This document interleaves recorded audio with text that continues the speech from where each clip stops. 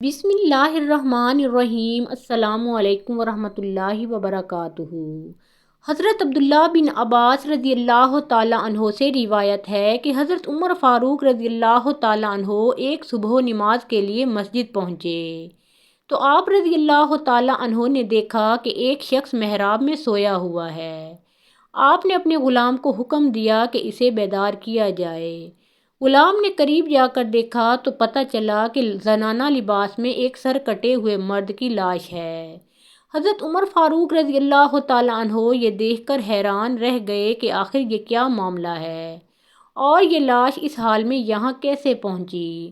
آخر کار آپ رضی اللہ تعالیٰ عنہ اس معاملے کو سلجھانے کے لیے حضرت علی رضی اللہ تعالیٰ عنہ کی خدمت میں حاضر ہوئے۔ آپ نے تمام صورتحال حضرت علی رضی اللہ تعالیٰ عنہ کے سامنے بیان کی۔ انہوں نے فرمایا فی الحال اس لاش کو دفن کر دیا جائے اور اس وقت کا انتظار کیا جائے جب 9 ماہ کے بعد اس مقام پر ایک بچہ نظر آئے گا تو اس وقت تمام حال سب کے سامنے کھل کر آ جائے گا۔ حضرت عمر فاروق رضی اللہ تعالیٰ عنہ نے آپ رضی اللہ تعالیٰ عنہ سے دریافت کیا کہ یہ سب کچھ کیا ہے اور آخر 9 ماہ کے بعد بچہ کہاں سے آئے گا۔ انہوں نے فرمایا مجھے میرے بھائی رسول اللہ صلی اللہ علیہ وآلہ وسلم نے اس معاملے کی خبر پہلے ہی دے دی تھی، اس لیے وقت کا انتظار کیا جائے۔ وقت گزرتا گیا۔ ٹھیک 9 ماہ کے بعد ایک صبح حضرت عمر فاروق رضی اللہ تعالیٰ عنہ مسجد میں داخل ہوئے اور اس مقام پر جہاں کچھ عرصہ پہلے ایک سر کٹے ہوئے مرد کی لاش ملی تھی اسی محراب سے ایک بچے کی رونے کی آواز آئی۔ آپ رضی اللہ تعالیٰ عنہ قریب گئے، اس بچے کو گود میں اٹھا کر بے اختیار فرما دیا بے شک اللہ کے رسول بھی سچے اور ان کے بھائی بھی سچے ہیں۔ آپ رضی اللہ تعالیٰ عنہ اس بچے کو لے کر حضرت علی رضی اللہ تعالیٰ عنہ کے پاس گئے اور حضرت علی رضی اللہ تعالیٰ عنہ نے فرمایا اس بچے کے لیے ایک انصار دائی کا انتظام کیا جائے جو اس بچے کو دودھ پلائے اور اس کا تمام خرچہ بیت المال سے ادا کیا جائے۔ آپ رضی اللہ تعالیٰ عنہ کے حکم کے مطابق ایسا ہی کیا گیا۔ کچھ عرصے کے بعد عید رمضان آئی۔ حضرت علی رضی اللہ تعالیٰ عنہ نے فرمایا اس بچے کو اچھی پوشاک پہنا کر عید کے دن مسجد میں لے جایا جائے اور دائی کو حکم دیا کہ جو عورت اس بچے کو پیار کرے اور یہ کہے کہ اے مظلوم، اے پسرے مظلومہ، بس اس عورت کو میرے پاس لایا جائے۔ دائی آپ رضی اللہ تعالیٰ عنہ کے حکم کے مطابق بچے کو اچھی پوشاک پہنا کر مسجد میں لے گئی۔ وہاں اس نے دیکھا کہ ایک خوبصورت لڑکی نے آ کر اس بچے کو پیار کیا اور وہی الفاظ دہرائے۔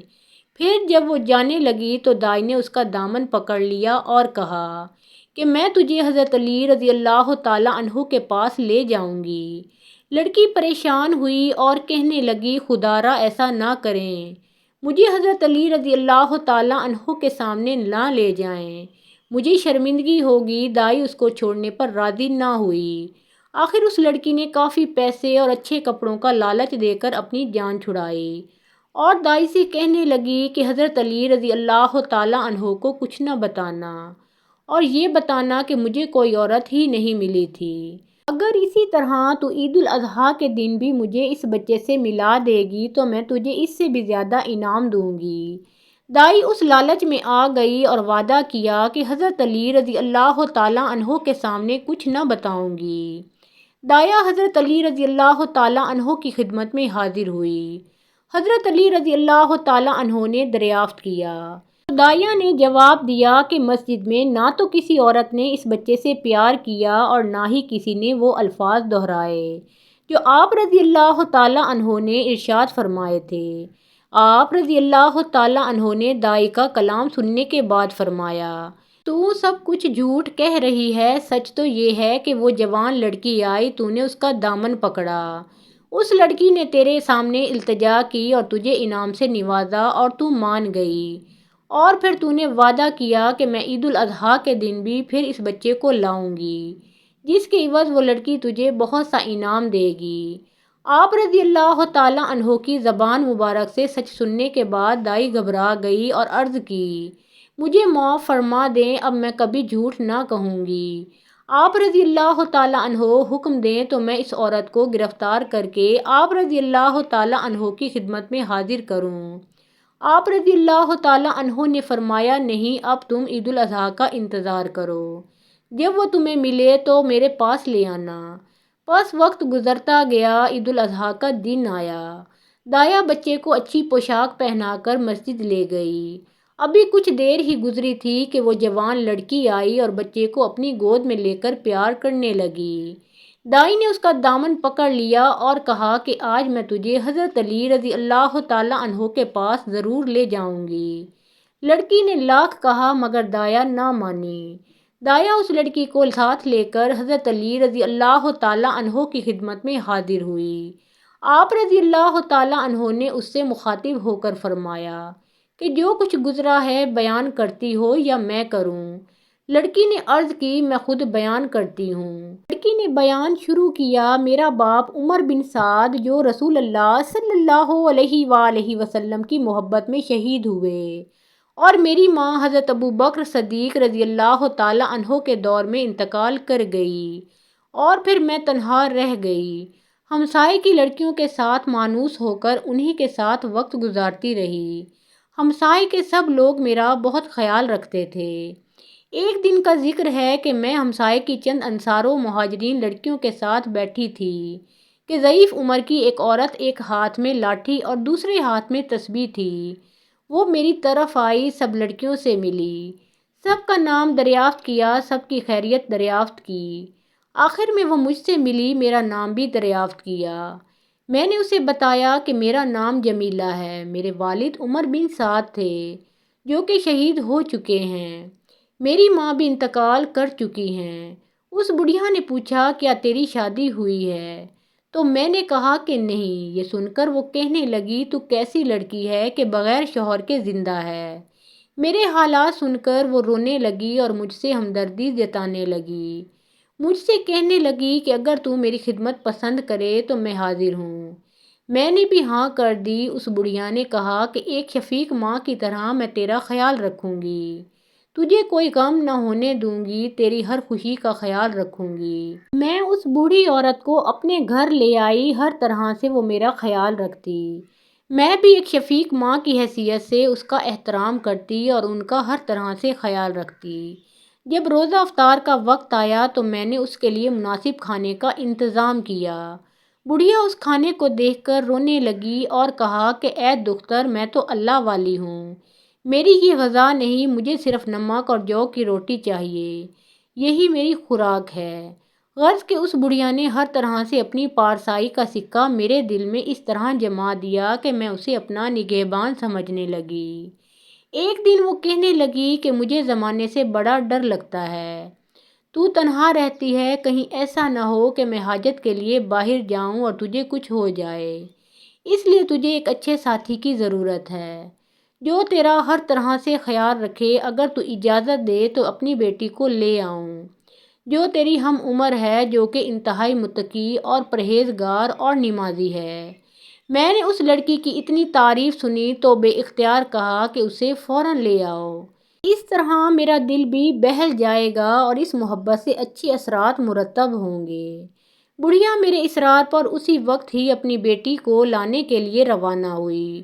کچھ دیر بعد تنہا ہی واپس آئی تو میں نے آتے ہی پوچھا، میری بہن کو کیوں نہیں لائی؟ بڑھیا نے جواب دیا کہ میری بیٹی تنہائی پسند ہے، اس کا سارا دن اللہ کی یاد میں گزرتا ہے، تیرے گھر میں اکثر مہاجر و انصار کی لڑکیاں آتی ہیں، اس وجہ سے اس نے یہاں آنا پسند نہیں کیا۔ بڑھیا کا جواب سن کر میں اور زیادہ متاثر ہوئی اور میرے دل میں اس لڑکی سے ملنے کی تڑپ اور بڑھی۔ میں نے بڑھیا سے وعدہ کیا کہ اب میں کسی اور کو اپنے گھر میں نہ آنے دوں گی، آپ فوراً جا کر میری بہن کو لے آئیں۔ بڑھیا میرے اصرار پر اسی وقت روانہ ہوئی۔ کچھ ہی دیر کے بعد بڑھیا ایک جوان عورت کو اپنے ہمراہ لیے اندر داخل ہوئی۔ اس عورت نے اپنے جسم کو چاروں طرف سے چھپایا ہوا تھا، صرف اس کی 2 آنکھیں نظر آ رہی تھیں۔ وہ جوان عورت دروازے پر آ کر کھڑی ہو گئی۔ میں نے کہا، بہن اندر کیوں نہیں آتی؟ بڑھیا نے جواب دیا، یہ لڑکی بڑی حیادار ہے، اسے شرم آتی ہے۔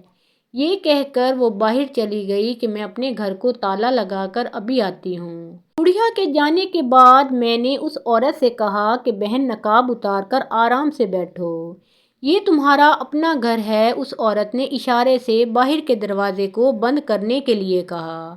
میں سمجھ گئی کہ باہر کا دروازہ کھلا ہے، یہ جو چاہتی ہے کر دیا جائے۔ میں دروازہ بند کر کے اندر کے کمرے میں داخل ہوئی۔ وہ عورت اسی طرح کپڑا لپیٹ کر پلنگ پر بیٹھی تھی۔ میں نے ہاتھ سے اس کی چادر کھینچ لی۔ چادر کھینچتے ہی یہ دیکھ کر میں پریشان ہو گئی کہ یہ عورت تو نہیں، بلکہ سیاہ داڑھی والا ایک بلند قامت مضبوط جسم کا ایک مرد ہے۔ میں اسے دیکھ کر آپے سے باہر ہو گئی۔ میں نے کہا، کیوں مجھ یتیم پر ظلم کرتا ہے؟ اللہ کا خوف کر کیوں میری رسوائی کرتا ہے؟ کوئی دیکھ لے گا تو میں کہیں کی نہیں رہوں گی۔ خدا کے لیے خاموشی سے یہاں سے نکل جا۔ اس کے آگے لاکھ التجا کرتی رہی مگر اسے مجھ پر رحم نہ آیا۔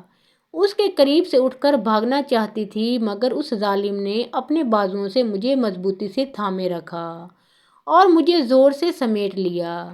اسے مجھ پر رحم نہیں آیا، اس نے مجھ پر اپنی گرفت مضبوط کر لی اور میں بے بس اور مجبور ہو گئی۔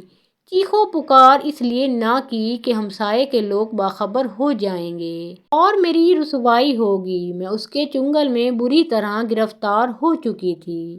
بالآخر اس ظالم نے مجھ پر ظلم کیا اور میری دوشیزگی چاک کر دی۔ وہ شخص اپنی مستی میں مدہوش تھا۔ میں نے قریب پڑی چھری سے اس پر وار کیا اور پہلے ہی وار میں اس کی گردن تن سے جدا کر دی۔ جب رات ہوئی تو اس کی لاش مسجد کے محراب میں رکھ دی۔ کچھ دنوں بعد احساس ہوا کہ حمل ٹھہر گیا ہے۔ کئی مرتبہ حمل کو ساقط کرنے کا ارادہ کیا مگر اللہ کے خوف سے ایسا نہ کر سکی۔ آخر یہ بچہ پیدا ہوا، اسے بھی قتل کرنے کا سوچا مگر خوف خدا سے یہ بھی نہ کر سکی۔ آخر اس بچے کو بھی اسی محراب میں رکھ آئی۔ تمام حالات سننے کے بعد بے اختیار حضرت عمر فاروق رضی اللہ تعالیٰ عنہ نے فرمایا، اللہ کے رسول صلی اللہ علیہ وآلہ وسلم بھی سچے ہیں اور آپ کے بھائی بھی سچے ہیں۔ حضرت عمر فاروق رضی اللہ تعالیٰ عنہ نے حضرت علی رضی اللہ تعالیٰ عنہ سے دریافت کیا کہ اب اس عورت کے لیے کیا حکم ہے؟ آپ رضی اللہ تعالیٰ عنہ نے فرمایا، اس مقتول شخص کا خون بہا کچھ نہیں کیونکہ وہ گناہ عظیم کا مرتکب ہوا تھا۔ اس عورت پر کوئی حد نہیں کیونکہ اس کی رضامندی کے بغیر وہ شخص اس پر غالب ہوا تھا۔ اس کے بعد آپ رضی اللہ تعالیٰ عنہ نے فرمایا، اس بڑھیا کو حاضر کیا جائے تاکہ اللہ کے حق کو اس سے طلب کروں۔ حضرت علی رضی اللہ تعالیٰ عنہ نے دایا کو حکم دیا کہ بچے کو اس کی ماں کے سپرد کیا جائے۔ دوسرے دن تلاش کے بعد اس بڑھیا کو حضرت علی رضی اللہ تعالیٰ عنہ کی خدمت میں پیش کیا گیا۔ اب بڑھیا نے جمیلہ کو پہچاننے سے انکار کر دیا۔ حضرت علی رضی اللہ تعالیٰ عنہ نے فرمایا، اے بڑھیا، کیا تو قسم کھاتی ہے کہ تجھے اس واقعہ کا کوئی علم نہیں؟ بڑھیا نے کہا، ہاں، میں رب کریم کی قسم کھا کر کہتی ہوں، مجھے اس واقعہ کا کوئی علم نہیں۔ بڑھیا نے رب کی جھوٹی قسم کھائی تھی۔ قسم کھاتے ہی اس کا چہرہ سیاہ ہو گیا۔ حضرت علی رضی اللہ تعالیٰ عنہ نے فرمایا، اے بڑھیا، اپنا چہرہ آئینے میں دیکھ۔ بڑھیا نے اپنا چہرہ دیکھا تو فریاد کرنے لگی اور حقیقت کا اعتراف کیا کہ میں سب کچھ جانتی ہوں اور میری ہی وجہ سے سب کچھ ہوا ہے۔ اب مجھے معاف فرمائے، میں اپنے کردار سے تائب ہوں۔ حضرت علی رضی اللہ تعالیٰ عنہ نے دعا فرمائی، اے اللہ، اگر یہ عورت سچ کہتی ہے اور در حقیقت تائب ہوتی ہے تو اسے پہلے ہی حال میں لوٹا دے۔ مگر دعا کے بعد بھی اس کے چہرے کی سیاہی ختم نہ ہوئی تو حضرت علی رضی اللہ تعالیٰ عنہ نے فرمایا، اے ملعونہ، تو کس طرح سے تائب ہوئی ہے کہ اللہ تعالیٰ نے تجھے معاف ہی نہیں کیا؟ آپ رضی اللہ تعالیٰ عنہ نے حضرت عمر فاروق رضی اللہ تعالیٰ عنہ سے فرمایا کہ اس بڑھیا کو مدینہ سے باہر لے جا کر رجم کریں۔ محترم ناظرین، پیارے آقا محمد مصطفیٰ صلی اللہ علیہ وآلہ وسلم کا پیارا نام ایک بار کامنٹ سیکشن میں ضرور لکھیں۔